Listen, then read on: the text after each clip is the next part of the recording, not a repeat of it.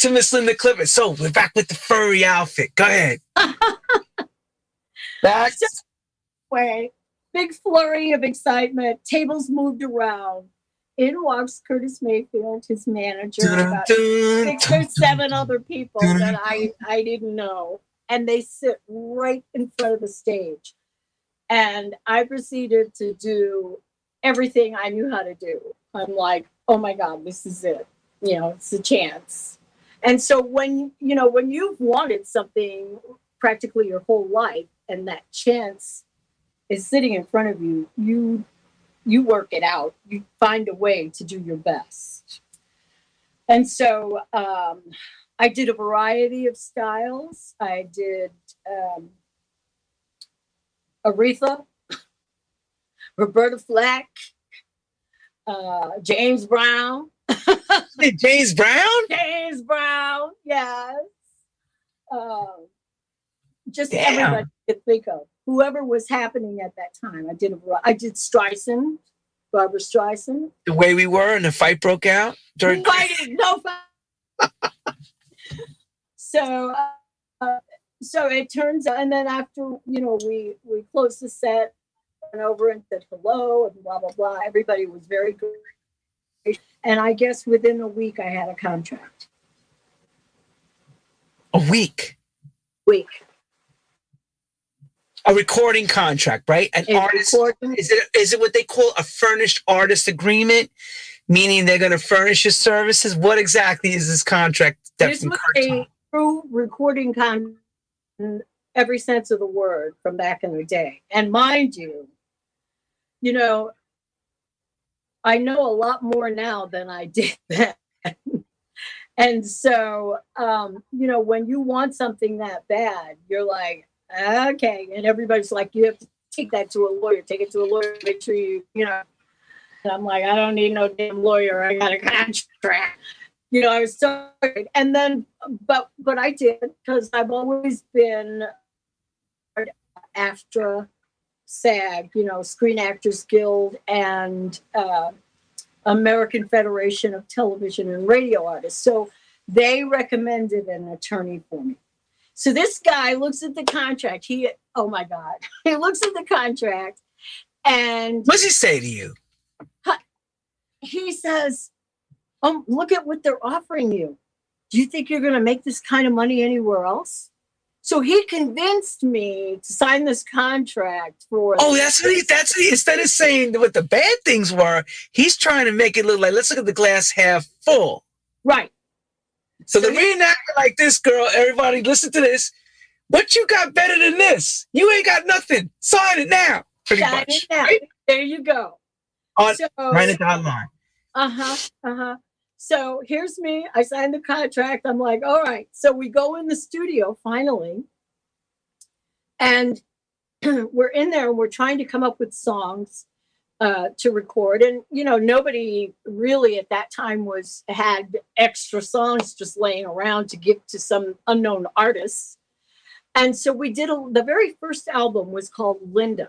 And we did a lot of covers. We covered Stevie Wonder. We covered the Bee Gees. We did a lot of covers for that album. And one of the songs that we did was From Now On, which had been done originally by Lou Rawls. And it was a hit for him. And then I did the song, and it got a lot of airplay. People liked it. They were like, oh my God, what do we do now? Well, we got to do another album. So that's where If My Friends Could See Me Now came. All right. Second album. One of the secretaries said, you know what would really be a good song? A good disco song? Because that's what you need, is a good disco song. And at that point, I wasn't really singing disco. I was doing more R&B. And she said, there's this movie called Sweet Charity, and there's a song in it called If My Friends Could See Me Now. You should do that. So she went to Curtis and his partner, and they thought it was a great idea. I did not. I didn't want to do it because, number one, I always loved Broadway. Before it was a movie, a film, it was on Broadway. And then they decided to make a movie of it, and I was in the movie. I was like just a little extra in the movie before I left New York. So I thought, oh no, that'd be sacrilege. We can't do this song. Well, they recorded the track anyway. And when I heard it, I just absolutely fell in love with it. And that's how we got If My Friends. So hang on, let me just break it down for you, because we're in a studio like this, okay? So in those days, you would have been walking a big place. Do you remember whose studio was it? Was it Curtis Mayfield's spot? Yeah, it was Curtis's studio. He had his own. And, now, there's a lot of, you'll get one guy who gets on a machine and makes all these sounds and plays all this stuff. But then you walk into the studio and there's musicians there with actual instruments, so it's a lot different than what's happening now. And I was so used to singing with a band, that it wasn't intimidating to me. I love the idea of having a live band. And so there we were, and then he played this track, and I was like, "Oh my!" So he hit the tape machine, or did they have the band replay it? What was the story? They tracked it already. They had it on the track. Okay. And I went in to record with the track, but the musicians had come in. They had violinists from the Chicago Symphony played those parts. All those parts were played by real musicians. Well, because there was no computerized stuff yet. There was none of that existed. No. So, everything was played with real emotion, real feeling, which you can't get from a machine. It's so different. And doing If My Friend, and what else are we going to do? We need some more songs. So we had a few other things. And at one point, we're in the studio, and I'm in the studio with the guys, and they're starting to just, play a couple of little licks here and there. And I step up to the mic and start talking about my ex-husband, because I had been married before. And that's what. Oh, see that True House Stories, everyone? The truth comes out. Here we go. Close that door. So, yeah. So you go up to the mic, and what happened? What'd you say? Start talking about my ex-husband. I say, "Hey, baby, where you going? We've been through this before, and I'm tired, okay? Sick and tired of the same old thing over and over." Well, unbeknownst to me, the engineer hits a button and starts recording. And there you have Runaway Love. That's where that came from. You wrote that there, right then and there? And then there, Runaway Love came from that studio. Standing in front of me, not even knowing I was being recorded. So was there any music, or just you went to the mic and was just playing? And then Phil Gil Askey, who was the producer on that album, he came up with the line "Runaway Love," which I vamped on, and he was leading the band. Everything was like, "You just go." You go. One of those things, and that's how "Runaway Love" came to be. So all right. So you do the rap part. We've been through this before. Keep going. So now, and then you sing. And then and then of course, everybody. Are the lights okay? Wait. Is the lights dim? Is it like we're trying to get the Hollywood feeling? Because the lights are bright. Okay, everybody. So it's not romantic at all. It's bright as hell. We were taking a break, child. It was like standing there with a Coke. We've been through this before. And right. And everybody was laughing. We were having a great time, and we just played and played. I don't know how long we ended up playing, but what they did was they ended up having enough to put a song together. And the engineer comes in, he goes, "Oh my God, that is so great. That is a hit. That is," and I said, "What are you talking about? What hit? What do here's me thinking it's a big joke." And he says, "That song is a hit." And I'm like, "I'm getting ready to hit you if you don't tell me what's going on." He says, "It's great. We have to release this." And he goes up and plays it for Curtis and his partner, and they loved it. Next thing I know, Runaway Love's on the radio. So wait, sing. Wait. Let's, because we know we know the part that went to radio. We got that part, but you did the rap about your ex. They're starting to now go along while you're talking into the mic. Yes. And how did you start singing "Runaway Love"? Da-da-da? What made you do all those parts? Did you write that in your mind? All the background parts came later. Okay, so the lead part. The lead part, Gil Askey started singing that into my headphones for me to sing. So I sang along with him. He's feeding you from the control room. Yes. You hear this, everyone? This is why we're getting the nitty-gritty now. We're getting the control room. The producer in the control room is going, da-da-da, sing this part. Right, because he figured out what melody was talented, man. That's a talented one. Playing, with what the guys were playing. And that was the line that worked. So what was the line he fed you that? That funk. So that worked. And so we are. We've got the second album. And there were a lot of good songs on that album. I have to, really songs that I love. And then, of course, Gypsy Lady too, right? Gypsy Lady. Gypsy Lady, Broadway Gypsy Lady. That was another one. Oh gosh, there were so many really good tunes. And then we started to go on tour, but it was a promotional tour, so there was no money. Okay. There was no money. No honey, no money. Wait, so who's handling the expense of flying you guys around the country to do the tour dates then? How's this rolling? Okay, so the record company says that they're putting up the money, but I have to pay that back. Physically pay it back or comes off the royalty? No, both. So while we're performing and getting paid, instead of me getting the money, it's going to the record company to pay them the expense of the offset expense. Right.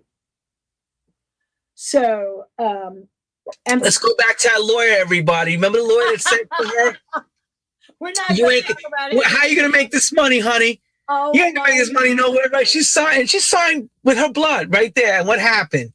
Here we are. Second album later, now the success starts. She meets Frankie Crocker, the whole WLS. I know that's coming. The Crocker your radio ain't on unless Crocker's on. The whole thing, WLS New York, you're looking fine. I could already hear what he was telling. "Honey, you looking so good." And probably all that Runaway Love stuff, right? He's telling you all that. And you're going, "Yeah, but I'm broke as hell," in your mind, right? He's saying, "Damn, girl, you look so good," right? I look good. Okay. And the band sounds good. Yeah, it's tight. We're all tight. 54. We're tearing up the Red Parrot. We're tearing up the garage. Woo! Parrot's garage, everybody. Ain't got a dime. Yeah. So, the money just was. What money? There was no money. There was no money. There was no money. How big did the record get? Did it go gold, that album? To this day, they tell me that record did not go gold.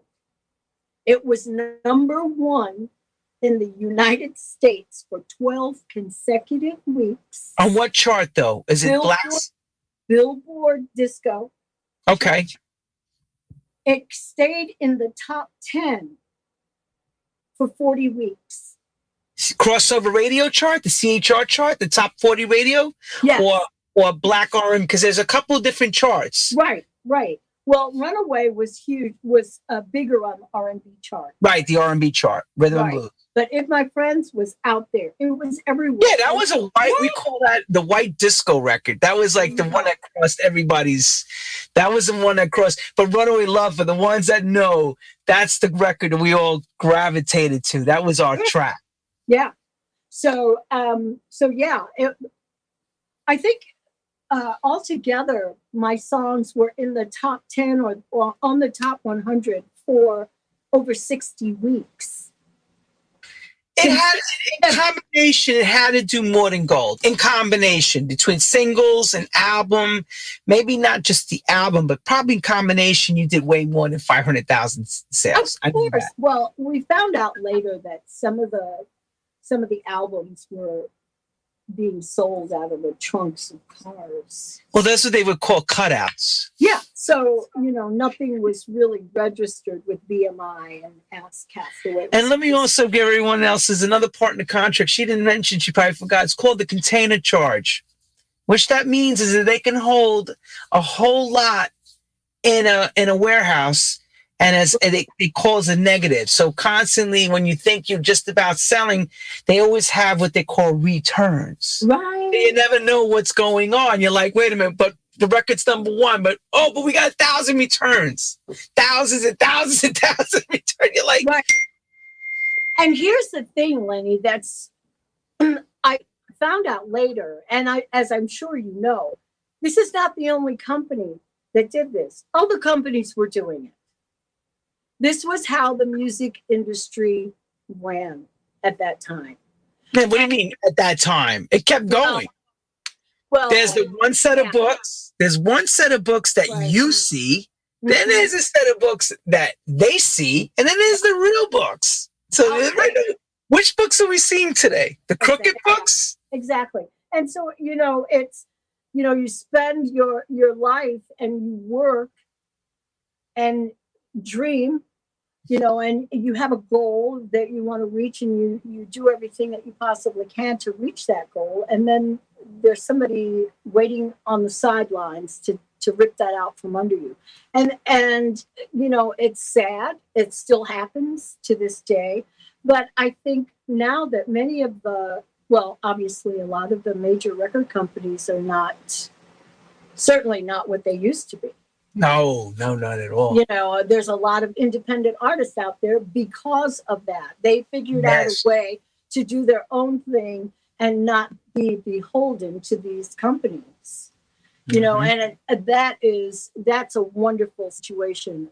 I'm very proud of the younger people who did that, because, we came along, we opened a lot of doors for a lot of people. No, we call you all the trailblazers. Yeah. Because there was no such thing as a dance music department to all of you coming out. Exactly. Think about it. Yeah. Okay. There was no such thing as a disco record. There was no such thing as black promotions. Seriously, there was no such thing before all of you. You're part of that. We created a lot of jobs for a lot of people. We did, and it was, like everything else in life, somebody's got to start. Got to get started and move this thing forward, and then the next generation and the next and the next. So the way things are going right now, I think the generation that's out there making music and bringing that kind of joy to us, they're in a much better situation than we ever were. And I'm happy for them. Yes, but I'll tell you something. Being that I've worked in both generations, the vinyl generation of analog and the new generation, which I'm still working the digital, as much as I like this digital world, I'd rather have the old business. And I'll tell you why. Because when they believed in you, they believed in you. When they pushed that button, you had a hit. It was done. Today is different. Today there's so much multitasking going on, and you lose the formula of what's making records be what they are, if you know what I'm saying. Yeah, I agree with you on that. I'll take the old business any day, girl, even with all the crookedness and the mafia and everything. I'll take it all back. I told him, I'll take it all back because we all made money. We all made money. That was the beauty of it. Talent, except the talent. Well, in the sense that we made money, they control. Earl Young from the Tramps. Quick side story. I just saw Earl not too long ago. We did the disco cruise together. Yes. When I interviewed Earl, one of the questions I asked him was, Disco Inferno hit, Saturday Night Fever hit. Now, you remember how big Burn Baby Burn was, right? Right. You imagine now you have a humongous, gigantic hit like that. And he has to go now take a job at a hotel because the band went to Netherlands and he was left behind with no band now because they took the deal in Holland. So that's crazy. Jimmy Ellis and the Tramps, the other went overseas. He got married and he had a family to deal with. And I told him it's a wonderful thing. And I went, how the hell you hearing your record being played? It's the biggest record of all time. Yeah. And you're at a hotel now working. I mean, he's not a hotel, working at one of those buildings, as a doorman for that moment in time. So that's a tough pill to swallow when you have a humongous hit like that and you're not out. Exactly. Burn, baby, burn. You want to go and do your thing. It's like, this is what you waited for. And now you're not. The record's on the radio, all over the radio, all over the country, every movie theater, every wedding, bar mitzvah, whatever. You hear that record being played, and then you're not even working? It's crazy. It is. But I think that is, from that era, that's happened to almost all of us. I see that. It's happened to almost all of us because of, because we just didn't know better. And, you get taken advantage of. Well, you also got to realize this. There was nobody mentoring any of you. Nobody. There was no writing it. You're writing the business. You go. Well, who knew? It's like, I'll be the manager. I'm the vice president of the record company. And, so who's he going to work for? Not going to work for me. Well, like you said, the KKK came to visit you. So Imagine how this ran in the 70s. So in the back offices of all these major record companies was guys like Stan Hoffman, heavy players, heavy Jewish, connected to the Italian mafia, which they were in their own mafia. So if you tried to get out of line, no problem. They say, sure. Then they'd be at your house. Right. And have another conversation with you. So what do? You knew that this is what you were dealing with. Yes. Either you played ball or you might as well just quickly leave town. Give it up. Skip out and give it up, right? Yep. That's exactly right. So, I consider myself very fortunate, very blessed to have my husband who, as I said, we've been married now for 43 years. And he was insistent that I not give up the business in spite of all the craziness. I don't blame him. I understand. Had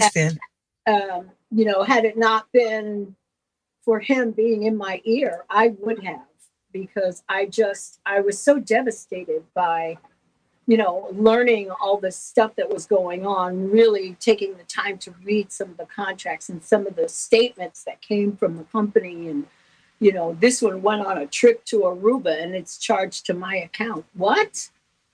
That kind of craziness. So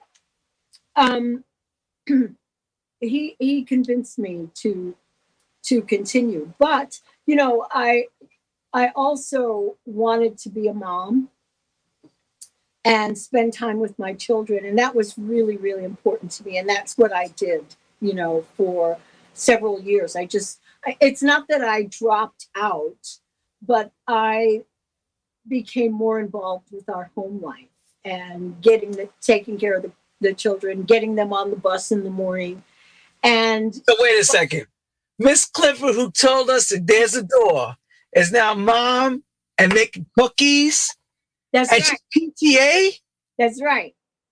and making sure their homework is done. That's right. That's what I did. And I loved every minute of it. Oh, homemaker. You a Susie homemaker. I'm still Susie Homemaker. When I can tell with your wainscoat and your chair rails. Check you out behind you and all those beautiful pictures of yourself. Check you out. Thank you, darling. But that's all part of it. I really, as I said, I consider myself to be so fortunate because, so many women go through this thing where, can I have it all?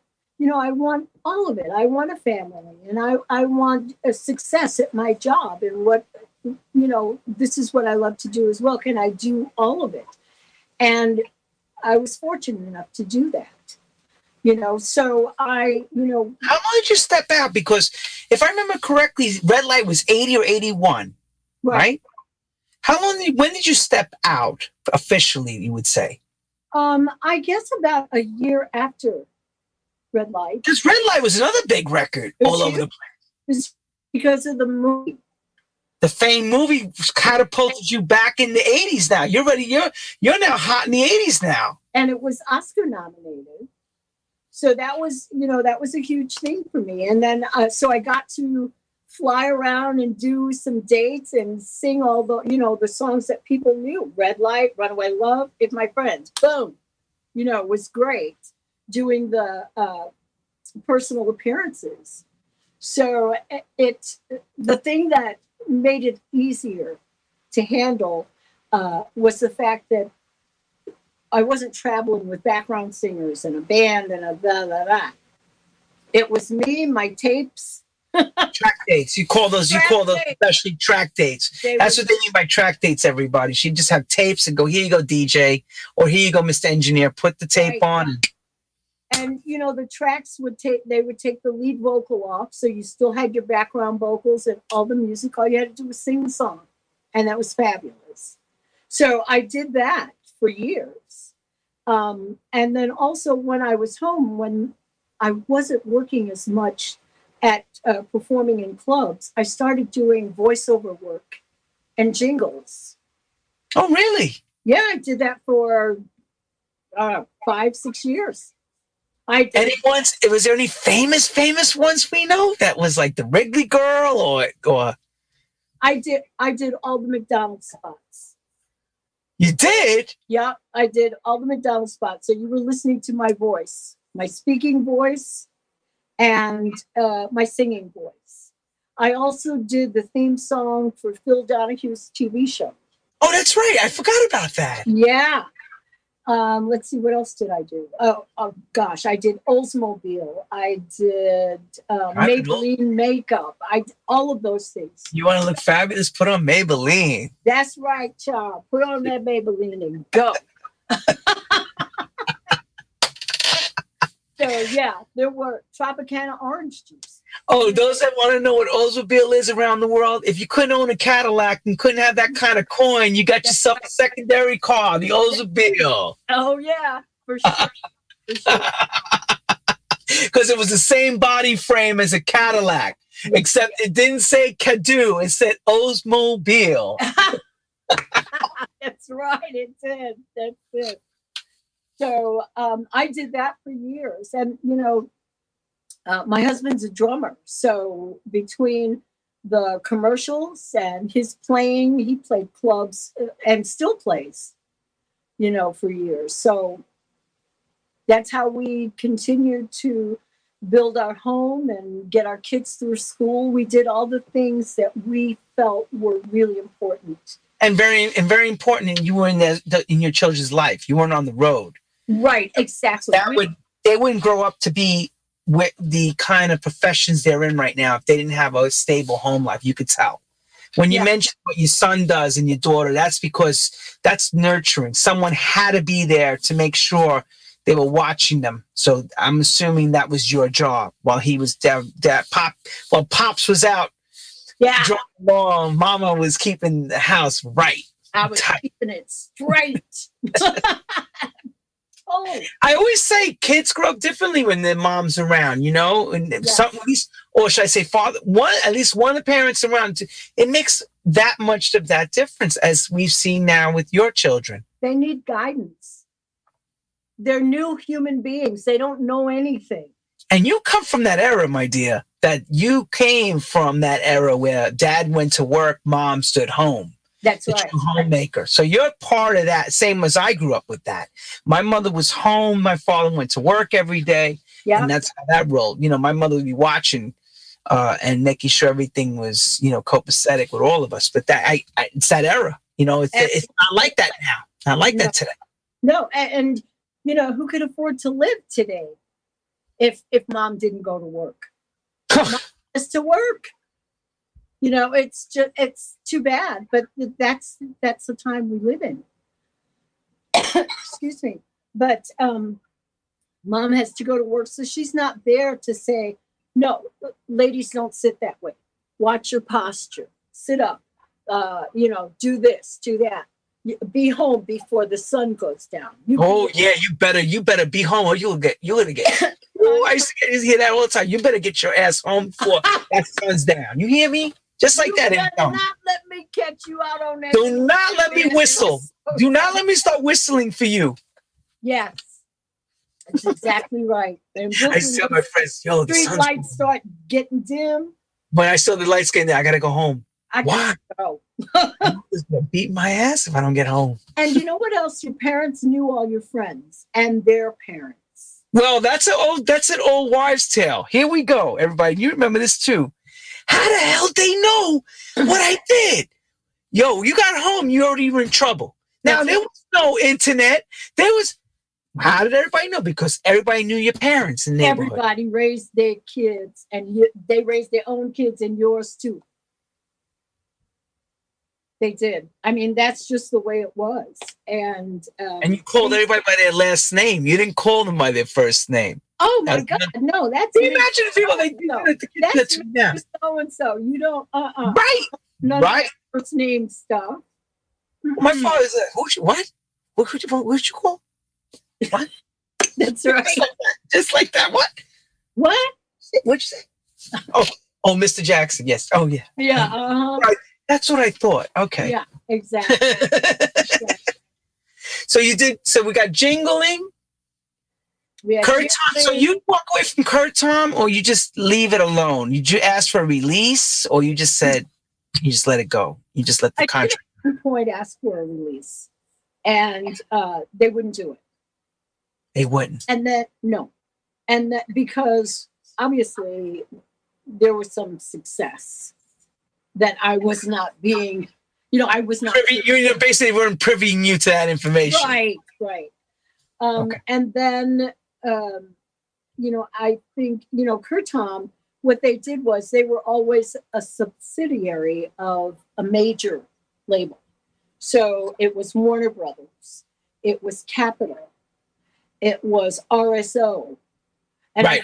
After they played out all these major companies with whatever they wanted to do, then, things came back in on them and they started releasing people. They had other people on the label. At one point, Shaka Khan was on Curtom. And this is, to my knowledge, she walked away from the label because she just said, I'm out, contract or no contract. Sure. And then she signed, I believe it was with Buddha Records. Yes. And became, a hit. I think that's the Once You Get Started, right? Right. Once You Get Started. Or was that after that? I can't remember. It was before that. Before Once You Get Started.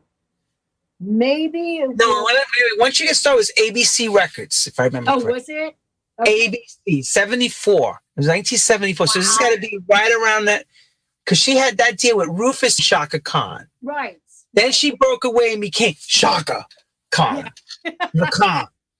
Right. And then Curtom tried to sue her. They tried. After she got famous. Yeah, of course. That's when you go after somebody, when they got some cash. And, they got laughed out of court. The judge was like, really? Bye-bye. So, yeah. So that's what you're dealing with. See, this is what I don't understand. This is like we have utmost respect for Superfly. Diamond in the Back, Gangsta Lean. Yeah, but you know what? He wasn't handling the business. No, I know. I'm just saying. Everybody else. No, I'm just saying that we have so much respect for those. Right. Diamond in the Back, Sunroof Top, sitting in the scene with a Gangsta Lean. Ooh. I mean, those are records we grew up with. Come on. Of course, yeah. So when you're hearing this like backstory, you're like, oh God, it takes away all the dreams of what you thought it was, I don't doubt for a second the same thing was being done to him. Oh, I bet it was. On a much larger scale. Oh God, are you with all the people that were tapping into that money jar? Right. And he was writing as well. So you're writing. I mean, it's where the money is. Hell yeah. You own the publishing, you own all of this. Well, so let me clarify that again, everybody. Uh-oh. You own it, but you don't own it because you sublet it out to a lot of people so they can work it. So you wind up getting some money out of it, but you don't get everything you're deserving of. Exactly. We want to hold on to our publishing. We try to, but it's still tough. You know the deal. I don't got to tell you. So in that, oh my God, there's so much I got to ask. Another question is, I'm just because it's coming out with some amazing things. Who were some of the people around you were writing with on these albums? Like some of the other like writers and stuff that you remember that were like important. Leroy Hudson was an artist who was signed to Curtom before I was. Okay, who else was I working with at that time? Oh my gosh, I can't even remember. Oh, he had some connections in Philly, so they were looking for the Philly sound to try to incorporate it right in Chicago, and that's how I ended up on tour with Teddy Pendergrass. Oh Lord, yes, Teddy Pendergrass. Oh my God, Teddy was the bomb. He would go out on that stage, and people would just go crazy. So give us a quick little Teddy tidbit story. I know you know one of those good ones. Come on now, share it up, because he's no longer with us. They're really, you know what? I worked with Teddy shortly before he passed in Atlantic City. We did a show together, and of course, he was wonderful, and I hated to see what happened to him. I mean, that was just horrible. Oh, it was terrible. It was. But, the mind was still there. The voice was still there. Teddy, he was doing his thing right up until the end. So. Well, as we all called it when he came out with that white, remember that he had that white sash on an album with The More I Get, The More I Want, that album. He was the next Black Elvis Presley. I saw the women throw their brassieres at him and their underwear. They put me on the bill with Teddy. Didn't tell me that it was a women's only concert. Here I come out on the stage walking, ain't nothing but women out there. I'm like, oh my God. And they were like, where's Teddy? Yeah, she's cute and everything. Where's Teddy? Until I broke into Runaway Love. Then they got on my side. Then they were on my side. But, oh, my God. Who let the chick out? Who let the chick out? Put her back. Sure. Bring out Teddy. Exactly. Half the tour was women only. I'm like, you have got to be. You didn't think you needed to tell me that? They forgot. Again, one of those moments in time when you're not privy to that info. Exactly. Or should I say, they didn't send you the memo. Right, I didn't get that memo. But, who let that woman out? They don't even realize it's you. These people are so stupid because back then, you didn't have the social media content of pictures and stuff for people to recognize who was who. Unless you did Carol Burnett or you did the Tonight Show with Johnny Carson, Right. and then all of a sudden you did that show, boom. Everybody knows who you were. Right. Even though you're doing radio stations and you're doing garage or whatever studio, just those people would see you. For your diehard fans that saw your album cover. Exactly. Right? Yes. But you know, people like me and a lot of our friends, we used to look at those covers and listen to the music and then read the credits. Like that was a big thing for us. Oh, sure. Who worked on the record? You know, you look at the pictures. Who was playing the trumpet on this? Right. Was it Norman Harris from Philly that did the arrangements? Was it, you know, Earl Young played on the drums? Or was it this person, Curtis Mayfield? Okay. So who did all your work as far as, because we're looking at your covers in the back, the red dress, the other one, Bridge Over Troubled Water, that album. Who dressed you? Who was your designer? Was it Halston? Who was behind you? Well, I'll tell you. Bob Mackey? I was going to say Cher's guy. Who was it? Bob Mackey? Halston? Come on now. Share it with me. It wasn't Bob Mackey, although he was approached. Okay. Norma Kamali. Wow. Yeah. Good. The cover for Let Me Be Your Woman was Norma Kamali.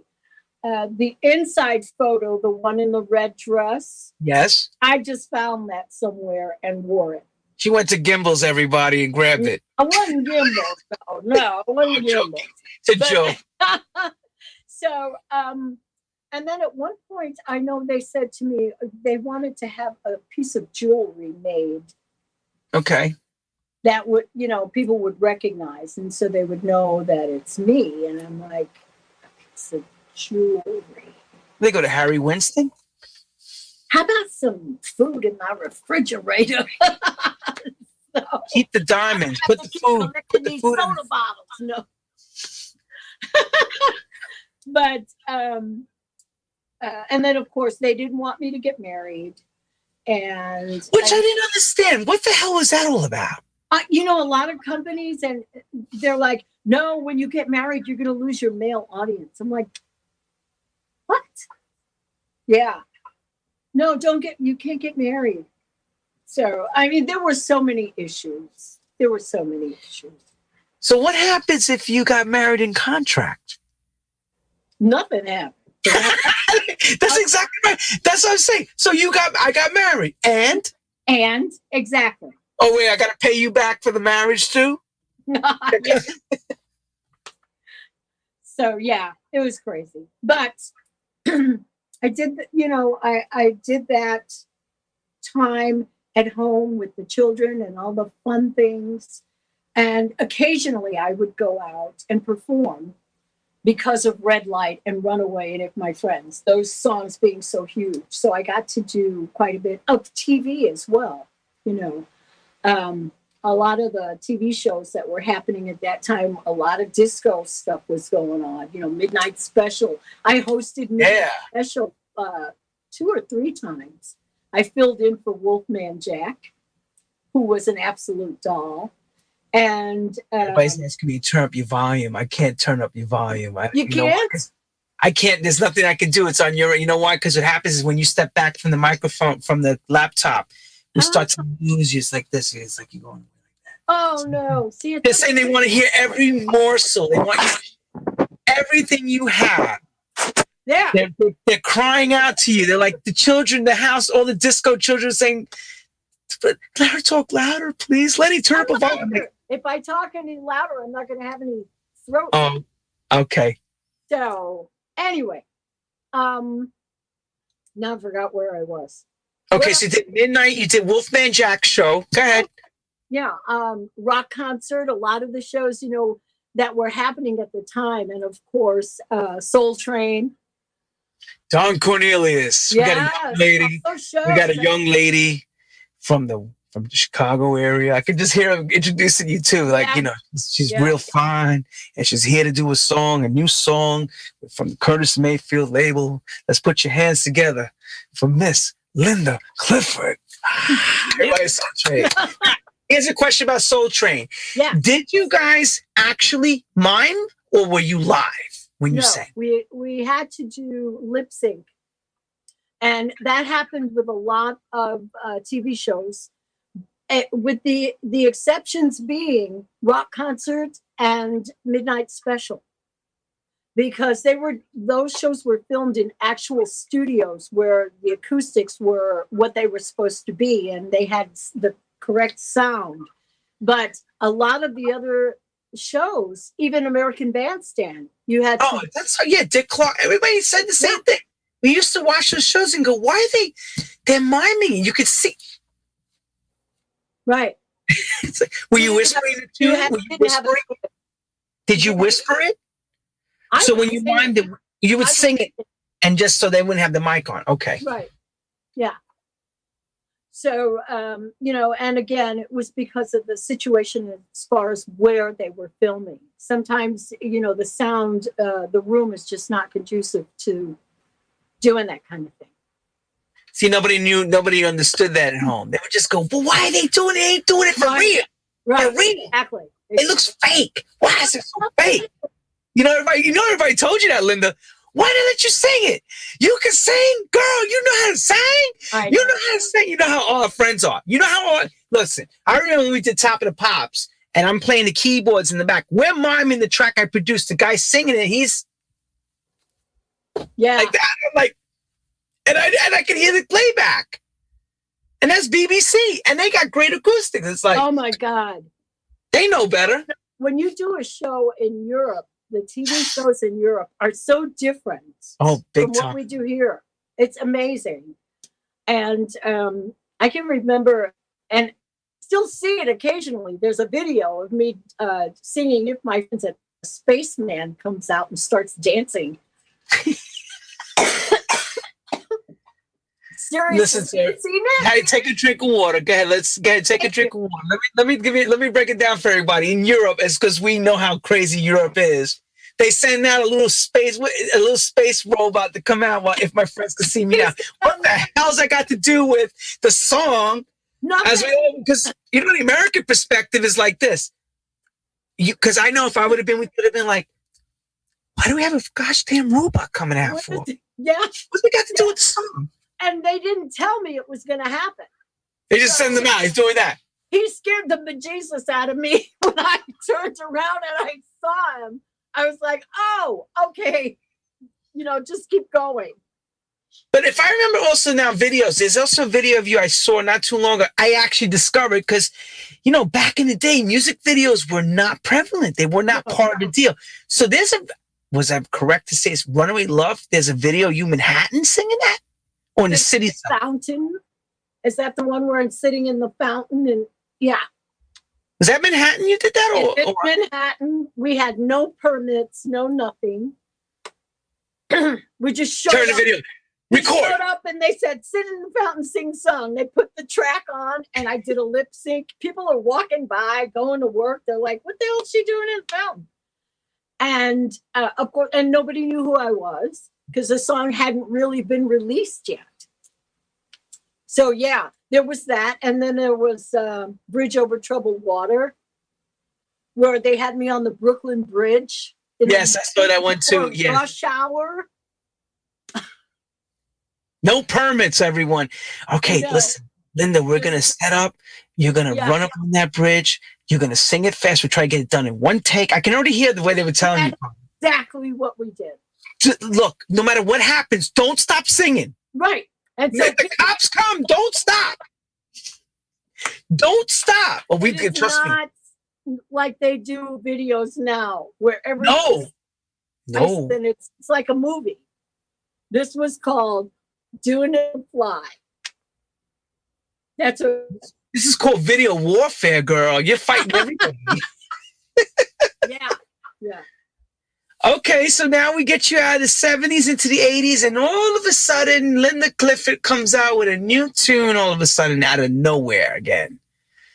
I think you worked with Lego at that time or something like that, or that Don't Want to Give It Up, or that you did Ralphie Rosario, and then Lego does a remix, and all of a sudden everybody goes, holy smoke, Linda Clifford's back. That's exactly what I said. Yeah. Yeah. It was like, oh my God, where's she been? What are you doing? Yeah, that's the first question I asked. Where's she been? Yeah. Yeah, I know. Well, now we know where she's been. Home, making Home, cookies. baking cookies, child, taking care of babies. That's what I did. And, that song came out and started getting airplay and getting played in the clubs. And still clubs were going strong at that point. So, not quite strong, Studio 54 strong, but still there were a lot of clubs you could go out and hang and dance and have a good time. So, and then I don't know, I traveled around a little bit. The kids were older, and occasionally I would take them with me for a performance. So that was always fun. And to them, of course, I was just mom. So they That's what I was going to ask you. Did they realize the success? They probably didn't know any of that. Didn't even register, correct? They wouldn't even register with them, right? Had no idea what was going on. And I remember one night I had my daughter with me, and I was in Miami. And I said, okay, now I'm going to take you with me, because I had no one to leave her with at the time. I said, we're going to go. I let her go to sleep. I woke her up. I said, okay, we're going. Mommy's going to work and you're coming with me, blah, blah, blah. So she was so excited. So we get to the dressing room, and I'm primping a little bit, getting ready to come out. And I take her to the edge of the stage because I want to see her. I wasn't, Of course. I said, do not go. Whatever you do, whatever you do, do not pass that line. You stay right there. Okay. Doing the show. About halfway through the show, I see people pointing. Girlfriend is dancing on the side of the stage. She's just come out and she's just getting down, doing her thing. Oh my God, it was so funny. Oh, how cute. So Thank God it wasn't something else. Thank God it wasn't she left the theater. I would have been like, oh, no, please. I was like, oh my God, I hope it doesn't go that way. No, good. No. Good. Chance of having a great time. So I brought her out and introduced her to the crowd. It was fabulous. It's a great night. But those are memories. Then they got to realize what mommy did, Are we going to go home now, Mom? Yeah, we're going to go home. Yeah, we're going home. As you said, yeah, we're going home. You got a taste of what I do for a minute. Yeah. But my daughter, who is the youngest, the younger of the two, she was a seasoned traveler. I mean, she would, get to the airport, put her dolls on the conveyor belt, walk through security. She knew the routine. So that was always good. And now? You've been on disco tours. I still see you going strong. Up into Cole. Working with some wonderful, wonderful women who have been in the business just as long as I have. I don't know if you're familiar, but I know Miss Martha Wash. I know Martha Wash. She lives not far from me here in New York. Go ahead. Right. And Norma Jean Wright. One of my close friends. Right. And so the three of us, and Evelyn Champagne King.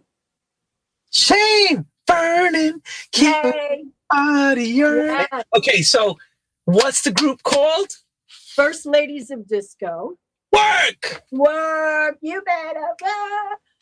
So, we were all there from the very beginning, and going through these struggles and having a good time too. I don't want people to get the idea that it was all bad. It was not. And, seeing the fans and being around them and listening to their stories and getting to know people, that was wonderful. And it still is.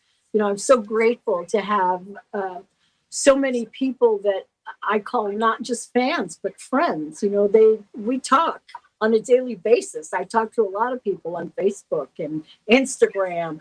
So, but the group that we that was put together was started by Martha's manager, James Washington. And he said, I would love to put something together where we had like a bunch of you ladies who were there from the beginning. And so his production started out with a concert in Palm Springs that was off the hook. It was amazing. There must have been 25 women on this show. We had dancers, background singers, all the women who did these great songs, the women that I mentioned, Martha, Evelyn, Norma, myself, Jeannie Tracy, Jessica Williams, everybody you could think of came out and had a chance to perform for this audience, and they loved it.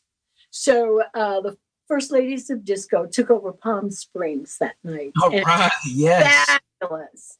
And so, of course, we can't travel with 25 divas.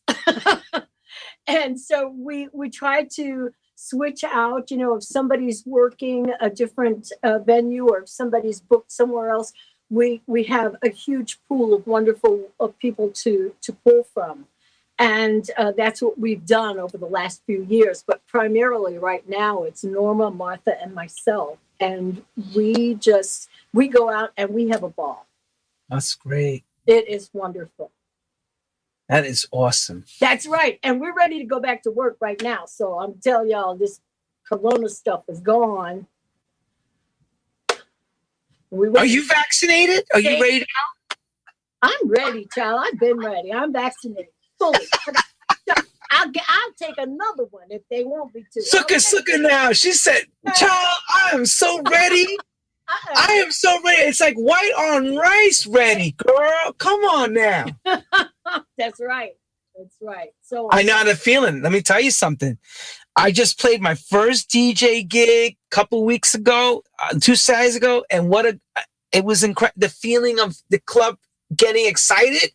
It felt like there was no COVID. This is what's crazy. It felt like there was never any COVID. It was like it never existed. The place went electric. Yeah, I know the feeling. I know as an entertainer.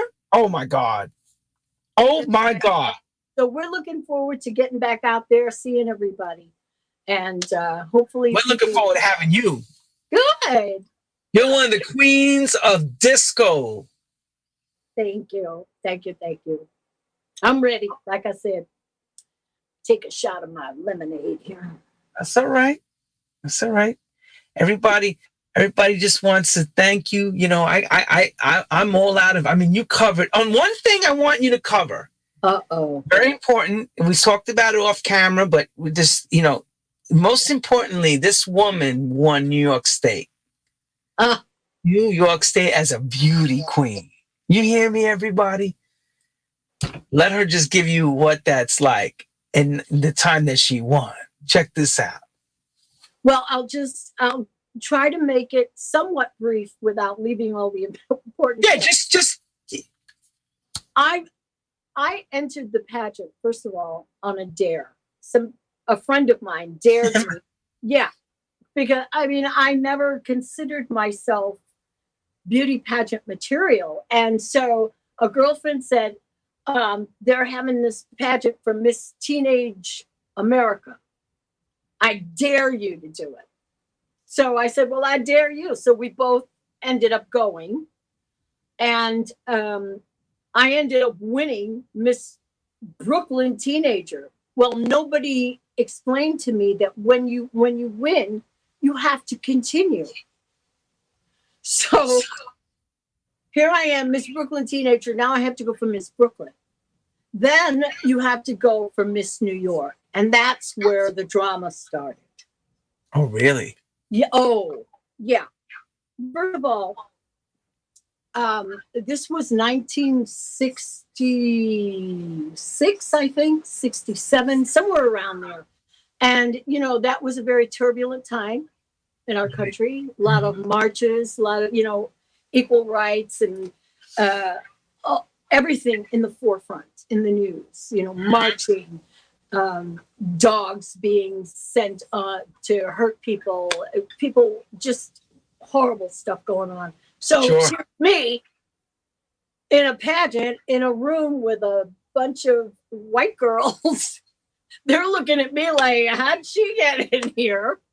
And I go out and, I do my thing. I do the bathing suit thing and the evening gown thing. And it's time for them to announce the winners, and they announce Miss New York State, some girl from Queens, and then they say Miss New York City, a girl from somewhere else, Long Island. And so I thought, okay, I didn't win. It's over. Right. It's over. So I pack up my little stuff and I'm getting ready to leave. And as I'm walking out with my parents, my mom and dad, one of the judges runs over and he says, wait a second, there's been a mistake. We don't want you to leave yet. There's been a mistake. Could you just, sit here? So I'm sitting and I'm waiting, and my dad's like, I got to go to work in the morning. So, and all of a sudden this barrage of newspaper reporters come in and they're taking my picture, and I still don't know what's happening. Yeah. So it's like, Linda, look over here. And I'm looking around. Choom, choom, choom, Yeah. choom, choom. And they still had, at that time, the flash bulbs, the bulbs in the camera. Oh my God. Yeah, go. So it turns out that I had actually won by points from the judges, but they didn't want me to win, if you know what I mean. So the institution of the whole thing didn't want you to win. it was just unheard of that a Black woman, a Black girl, could be in this position. Let's give you a standing ovation. Let's give you an ovation for that. Come on, Miss Thing. Beauty has proven once again that it comes in all colors, shapes, and sizes. There you go. Absolutely, it does. And I think what's on the inside. Yeah, but that's why I wanted you to tell us how important. That's a trailblazing moment, because that changes a lot of things in the institution of what was pre to that. Right.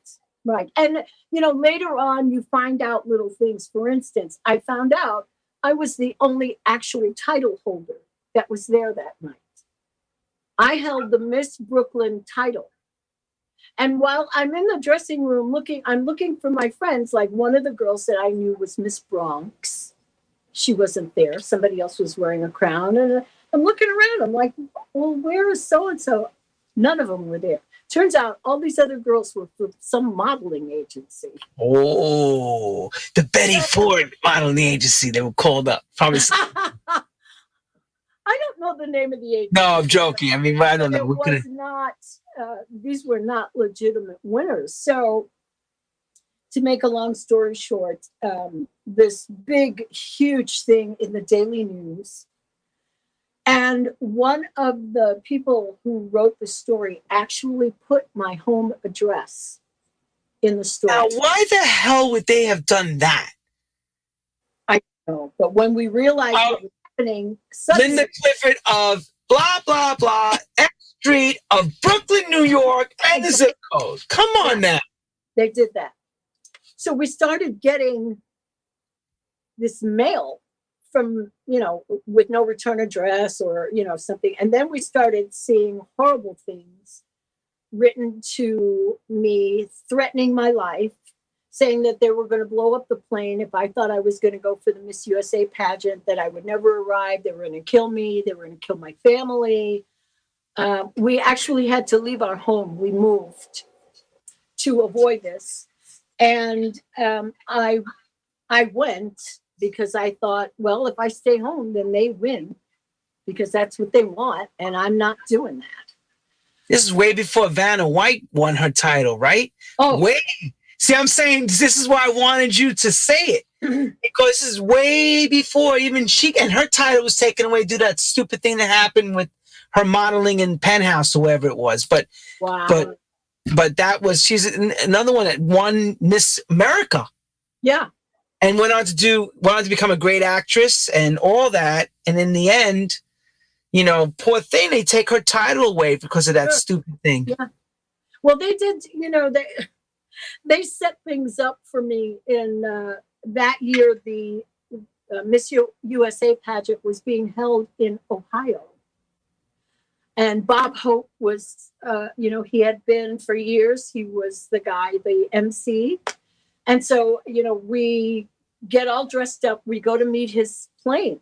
Oh, I'm sorry, Vanessa Williams. Everybody corrected. Thank you. What did you say? I said Vanna White. That's what's the name from what's the name with the show? Vanessa Williams. Sorry, not Vanna White. Vanessa Williams. Right. Way before Vanessa Williams. Thank you. Hey, my memory's good, but it ain't that great sometimes. I think this was at least 20 years before. Well, that's what I'm trying to say. Yeah. I knew we mentioned it, but I wanted you to say it because that's a very important thing that happened is trailblazing, because that's all part of the domino effect to what comes later.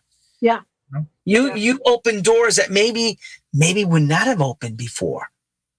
Right. You didn't even realize you were dared to do it. Next thing you know, your parents had to sell their house. Right, exactly. Because of something that you won, and you weren't even taking it seriously. It's crazy. And then they had to hire bodyguards for me while I was in Ohio to keep me safe, for fear that someone would try to kill me while I was there for this pageant. So yeah, now I know why you said. Remember everyone when she opened up the monologue and said, "I've been around. I'm lucky to be alive." Yeah.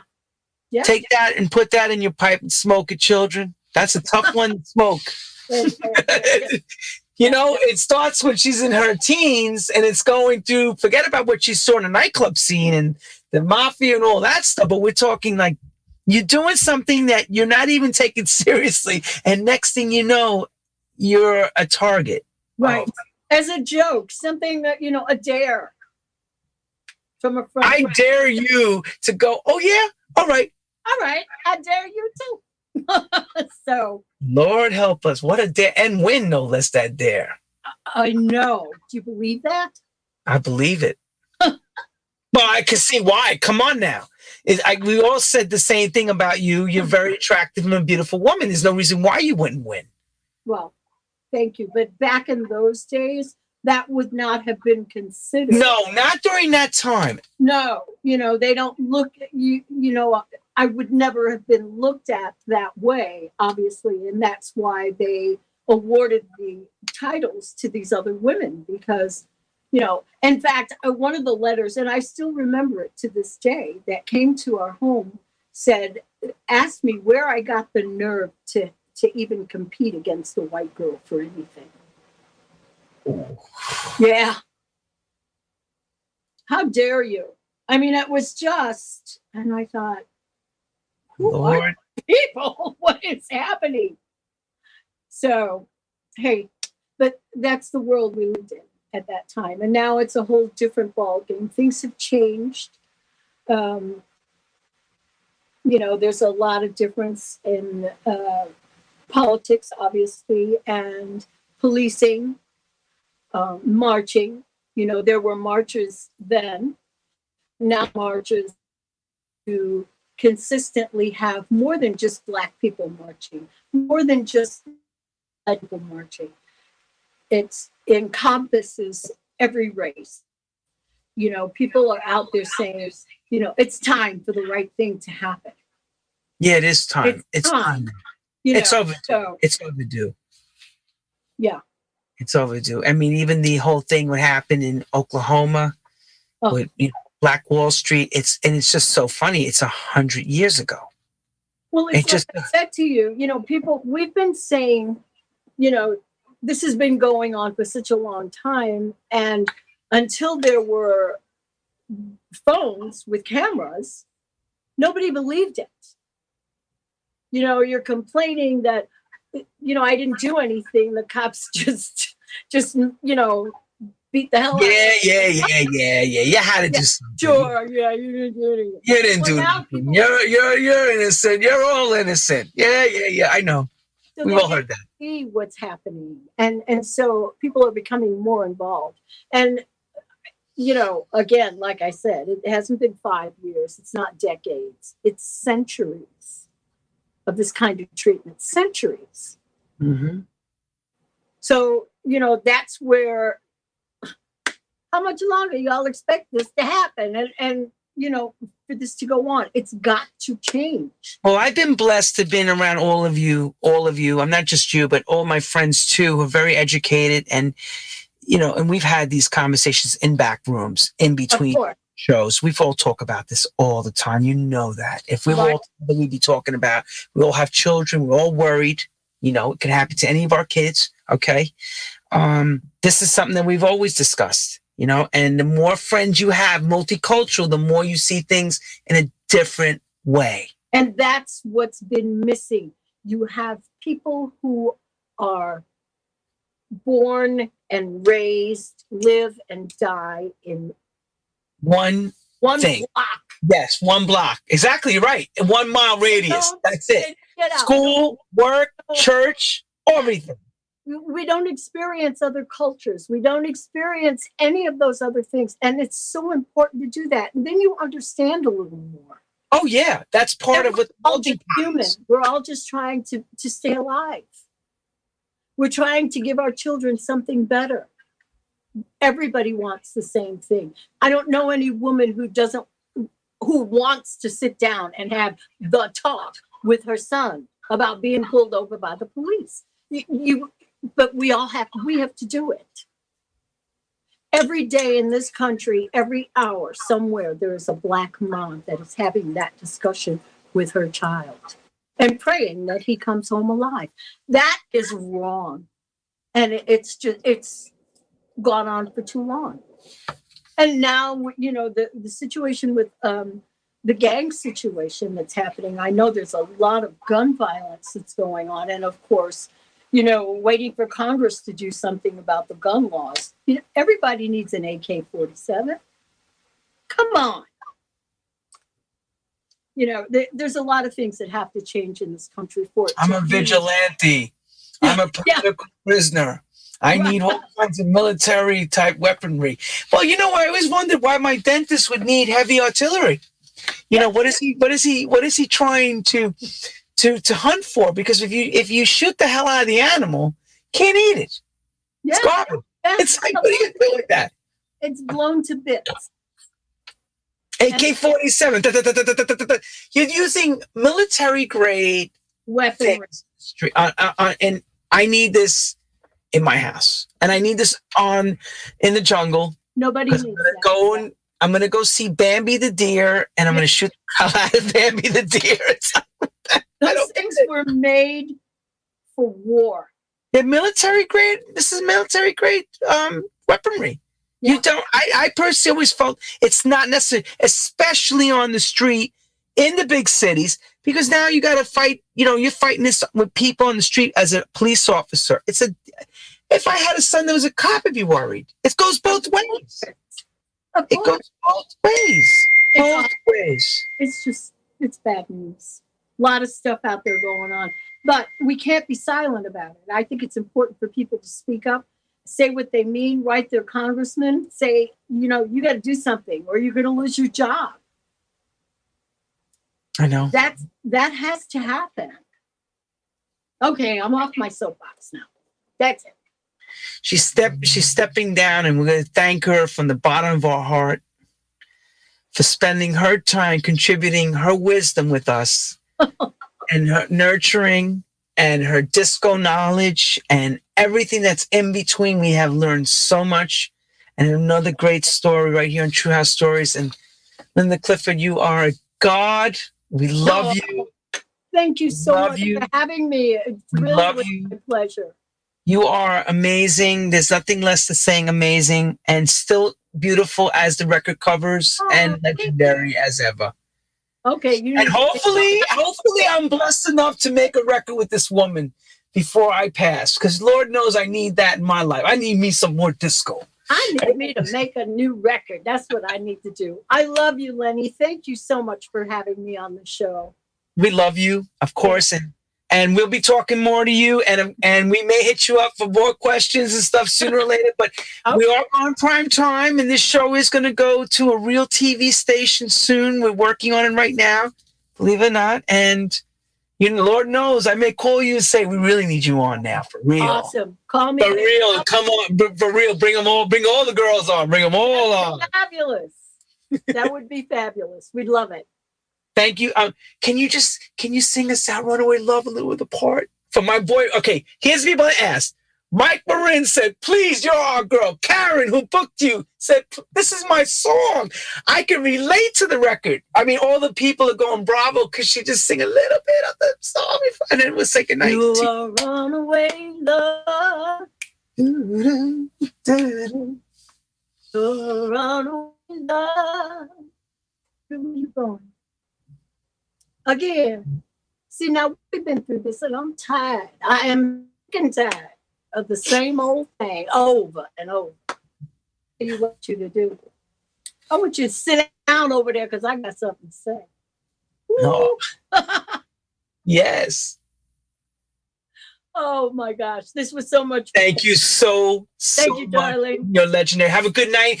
Thank you. Stay with us. I'm just going to let everybody go. Good night, everyone around the world. See you next week. We're going to have the legendary Mark Cerrone. You know Cerrone, Love in C Minor, Supernature, all those great records. He's coming here. He's going to tell it all. He's a big fan of mine. I'm a big fan of his. I remixed Supernature for him. He's done millions and millions of records for us. We love him. And of course, we love you too, Miss Linda Clifford. Have a good night. Stay with us. And good night around the world.